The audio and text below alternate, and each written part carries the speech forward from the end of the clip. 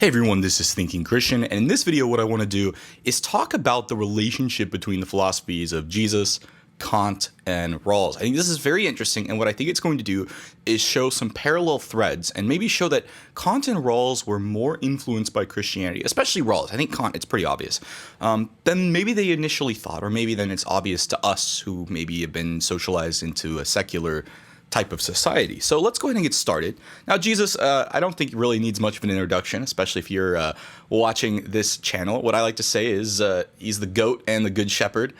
But really what I'm going to focus on is his teaching of the golden rule. Love your neighbor as yourself. Now, he was the first, from what we understand, to state the golden rule in its positive form, like do unto others as you would have them do to you. Now, we do see versions of the golden rule before Jesus, but these are usually in the negative sense. You know, I think the Buddha even talked about this, right? Don't do what is offensive, or don't do to others what you would find offensive to yourself. Jesus actually was the first, from what we understand, to say it in the positive form. Do unto others as you would have them do to you. So do actual things that you would want others to do. This is apparent, you know, Matthew, John, Luke, and Matthew again. I think it may also be in Mark, but as I was putting this video together, because I've been slacking and not making videos, these were the references that I found. And when asked, this is the interesting thing, when asked who is my neighbor, you know, Jesus says love your neighbor as yourself. Jesus gives the parable of the Good Samaritan. So it's other people, including other people that you don't necessarily, you know, not in your in-group or in your tribe. It's other human beings. And this makes sense in a Christian framework, right? Where all human beings are made in the image of God, regardless of what their race is, what their social background is, what their economic status is. So let's keep this in the back of our heads, because that's actually a big assumption that's going to come into play later. Now, Kant, he is a German philosopher. He's actually considered one of the goats of Western philosophy. Very, very good. Also a tough read. And one of the things that's funny about this, and this was advice I got from another philosopher, it's almost like the goal is, if you're a philosopher, don't be so clear writing, because if you aren't as clear, people will argue for centuries after you wrote, trying to figure out what you actually meant. Whereas if you're super, super clear, people won't need to argue about that, and you won't have as much people talking about you once you die. So if that's your goal, you know, try not to be too clear. That's a joke, but kind of funny. I think Kant is a tough read, but he came up with what we're going to talk about here, which is the categorical imperative, which this is him attempting to reduce morality to reason. Now, I think there is a flaw in Kant's moral philosophy, and I'm not going to talk about that flaw in this video, but suffice it to say, I think Kant is very, very close to the mark when he comes up with this, and I was basically a Kantian for a very long time, so, and this should make sense. My dad's a German engineer, you know, my family's German, so very much influenced by Kant. I have a lot of respect for him. He's very, very good. But his categorical imperative, it can be formulated in different ways, but basically says, look, act only according to that maxim, whereby you can at the same time will that it should be a universal law. Now notice, what I want you to notice here is that this is basically a formulation of the golden rule. Look, treat other people the way you want to be treated. Like make your behavior in line that it would be a general rule to treat others like the way, if you yourself would be treated in this particular way, or if other people would be treated in this particular way based on the generalization of your behavior.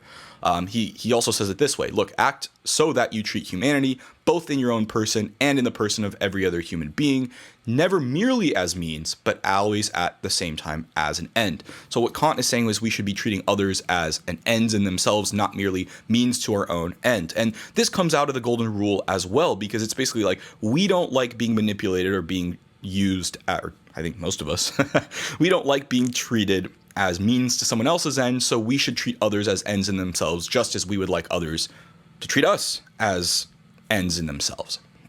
So basically the golden rule, and this is no surprise. He was very influenced by Christianity. He even cites Matthew, you know, Jesus' teaching, as the inspiration and as a statement of Kantian ethics. He even says, act as if you were, though, or through your maxim, a law-making member of a kingdom of ends. And look at the word kingdom.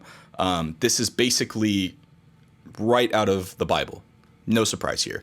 The Internet Encyclopedia of Philosophy says, look, Christianity is both a natural and a revealed religion, and Kant shows how the Gospel of Matthew expresses Kantian ethics with Jesus as its wise moral teacher. So Kant was basically a Christian, though his theological and even his philosophical views are not completely clear, and they kind of change throughout his life. But it gets confusing because he attacked what he considers to be bad arguments for the existence of God, which is actually something that I kind of do too. But I don't think that means he wasn't necessarily a Christian. I think he saw actually the moral argument for God to be very compelling, very interesting. But I think he comes from this line of people that were inspired by Aristotle and therefore Aquinas. The focus here is on people. People matter because they are rational beings, or they have the capacity of being rational, and as a result, we should treat them as ends in themselves. So notice how this is just simply very directly inspired by the Golden Rule. Kant himself even cites this. No surprise. I think Kant's formulation is very, very good. I think it's very interesting and very, very good for us who live in a more stable society to think about generalizing laws, and Kant coming out of the Enlightenment, of the sort of scientific revolution of trying to formulate everything in terms of like natural laws. This is an interesting formulation of the Golden Rule in a more law-like, rational type of formulation that is very, very interesting. It may seem very novel at first, but I think it's a repackaging in it in language that is maybe more clear to us today, which is really cool. And then we're going to move on to John Rawls, who was actually very directly influenced by Kant, as pretty much everyone in Western philosophy after Kant was. And the interesting thing about Rawls is he originally wanted to be an Episcopal priest. So Rawls is considered one of the most influential political philosophers of the 20th century, and he later became an atheist, and we'll talk about why this is interesting in a minute. But I think the interesting thing about it that I want to comment on now is I don't think Rawls realized the extent to which his Christian upbringing actually shaped his worldview. As one source said, as I mentioned, just very, very influential. And he kind of comes out of this he's kind of one of the, I don't want to say one of the fathers of modern liberalism. I guess I would say that. But he's very influential in terms of liberalism, talking about justice, equality, these sorts of things. So he talks about justice as fairness from his 1971 book, A Theory of Justice, very influential. And he, in this book, argued that people should design a society where people do not know what sort of role they would occupy. So he argues that there's this original position, or this sort of veil of ignorance with which you're designing society where you don't know what role or what person you're going to be born into, so you design a society. And what Rawls thought is this would encourage people to design a society where the worst off were not that worse off, because you have a chance, of course, of occupying that position, or you have a chance of being in that position. You're designing society. Rawls thought this should be very much directed towards the people who are, who would occupy poor social status, because nobody would want to be in that sort of situation. They wouldn't want to have the chance of occupying that sort of situation. So he says he wants this to be independent of characteristics such as ethnicity, social status, gender, and conception of good. And his argument is this original position or veil of ignorance, where you don't know what role you have, is going to cause people to accept principles of impartiality and rationality because they don't know. And notice how it's very similar to Kant. It's like you're creating general rules where you're not making an exception for yourself. And in this particular case, Rawls is basically saying the original position is a place where you don't know that you can't make an exception for yourself, because you don't know if you're going to be in that position as an exception or not. And then, of course, this goes all the way back to Jesus saying, look, treat other people in a consistent fashion to yourself, which, of course, comes from this very Christian and Judeo-Christian idea that all people have sort of equal value to God in some particular sense. One quote is, look, this Rawls' justice as fairness. It recommends equal basic liberties, equality of opportunity, and basically facilitating the maximum benefit to the least advantaged members of society in any case where inequalities may occur. And it's very interesting because Jesus particularly talked about this as well. It should be no surprise that Rawls was very deeply influenced by Christianity. In fact, his bachelor's thesis was on certain elements of sin in Christianity and why Christianity needed sin to make sense when he was a Christian. And pretty much comes right out of what Jesus said, whatever you do for the least of these brothers, you do for me. Once again, looking at the least advantaged of society and trying to do something, I guess, good for them. But Rawls is looking at this particularly in a political framework, not just in how you should function yourself, which I think would come later. If you were to take the Christian principles and want to establish those in a political sense, this is what you'd kind of come to. So Rawls actually has a lot of assumptions under here, and I think this is interesting to unpack because I think we're gonna point out some interesting facets of Rawls' moral and metaphysical assumptions that may actually end up undermining his case. He first argues that all people are the foundation of society, and this is not at the racial level or the familial level. And this is something that needs to be justified, right? Because you have all humans, and then you could imagine having all species, or you could just imagine people of your family or your race. So what is the veil of ignorance? And going back to Kant, how do we justify that it's all human beings who are members of society and not just any sort of sentient creature in the first place, or not just people who you consider to be outside of your society? It may be the case that you're fine with constructing a society that benefits from slave labor in another society, but you're constructing a society where you can be blind to this particular thing. So this veil of ignorance only works when you decide who it is that you can have in your moral circle, or your circle of moral concern. And for Rawls, it was all human beings in society. And I think he would extend this to all human beings, period. But that's an assumption that needs to be justified, and certainly one that would need to be justified to a naturalist who don't believe that there's necessarily anything special about human beings in the grand scheme of things. There's also an assumption that there's some sort of uniform probability of embodying any person's body.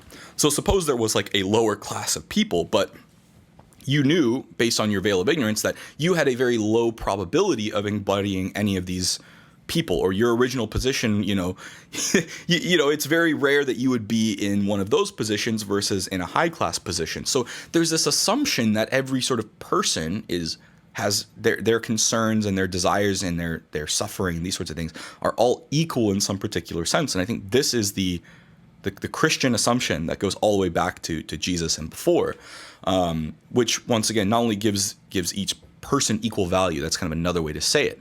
Now, the problem with Rawls' assumptions is that you can argue against Rawls by simply just saying, look, this is not the case. Yeah, it would be great if we had to create a society based on the veil of ignorance, we would follow Rawls' discussion. But all you have to do to sort of, I don't want to say debunk this, is just basically say, look, this is not the case. I occupy a privileged place in society. Why should I care about those who are less privileged? I don't experience their sufferings. I'm not embodying their particular body. What responsibility, what do you mean by responsibility, do I have to basically offset their suffering or do anything for them? Which is, I think, it's not necessarily done in the best faith, but it's the reality of the situation. So the other way to say this is, why should I care about the poorest of society if I am not the poorest? And this is the irony here, right? It's ironic that Rawls' atheistic metaphysics end up undermining his well-intentioned political philosophy. Now, if you are able to justify this, if you are able to ground this, one way you could ground this is say, God loves all people equally. You ought, notice the prescriptive nature here, to care about the poorest either because God does or because these are your fellow human beings, and that has, cosmic value. That's not just your own personal preference about who you care about. There's actually some grander fact about this matter. It's kind of the thing. So this is, I think, where you could argue against these objections to Rawls by basically just saying, yeah, you can argue that it's not the case, but to God, all people have equal value. So in this particular sense, you are going against the will of God. But outside of this, I think it's very difficult to justify this sort of humanistic impulse. But I think if in retrospect, we can see Rawls as sort of embodying a byproduct of his positivist times. I think, in the 20th century, logical positivism was very big. Metaphysical naturalism was very big. And I think he had these assumptions and at the time didn't really trace them out to their logical conclusion. Notice how he came out with a theory of justice in 1971, about the same time, same decade as J.L. Mackie, might have been the same year, came out with Ethics, Inventing Right or Wrong, where he described the problem of queerness when it came to moral realism, which is, notice, very similar, which would be the exact question of why should I care about the poorest? How do you justify these things? So what's the point here, right? What am I trying to say in this particular case? I think all of these are kind of expressing the same basic principle, which is worth taking seriously and worth honestly living our own personal lives by. But in this case, right, the philosophy of Jesus and the metaphysics of Christianity are there and under the surface, even in our secular society that often will claim to have no need of these things. So notice how these assumptions, historically and culturally, are influencing our present-day political and moral philosophy, even if we don't explicitly recognize them. And this is true about anything, right? There are a lot of assumptions under the surface of any worldview that can be understood, at least in part, to be influenced by their historical and cultural context. One person said this is one of the goals when we become educated is we're swimming around and we become aware of the water we're swimming in. It's like a fish being like, what is water? And you actually have all this stuff that's there, but maybe we're not always aware of it. And the other thing, too, that we've kind of seen and what we've talked about here on the channel is metaphysical naturalism makes it very difficult for morality to get off the ground. I would even argue impossible. And that, combined with the fact that naturalism, whether it's metaphysical or methodological, is going to have its own historical and cultural context. And as a result, it's not as quote-unquote objective as it often pretends to be, or as people present it. Often people will present naturalism as this sort of default position or this objective position, when in many cases there are its own assumptions to how both people came to become naturalists, and of course naturalistic tendencies in different fields as well. And just being, once again, that doesn't necessarily mean naturalism is false, but it does mean we should be aware of these contexts, and it offers perhaps a rebutting or an undercutting defeater for belief in naturalism if we can sort of argue that people accept it not on the basis of whether or not it's true, but due to other factors independent of whether it's true, which is kind of the point. So thanks for watching. Let me know. Do you guys agree with me? Do you think Kant and Rawls are basically Christian, or at least in Rawls' case, a secular Christian? Or do you think there's something else to their moral philosophy that they could justify outside of Christianity? I'm really curious hearing from you. Leave a comment, and I'll see you in the next video.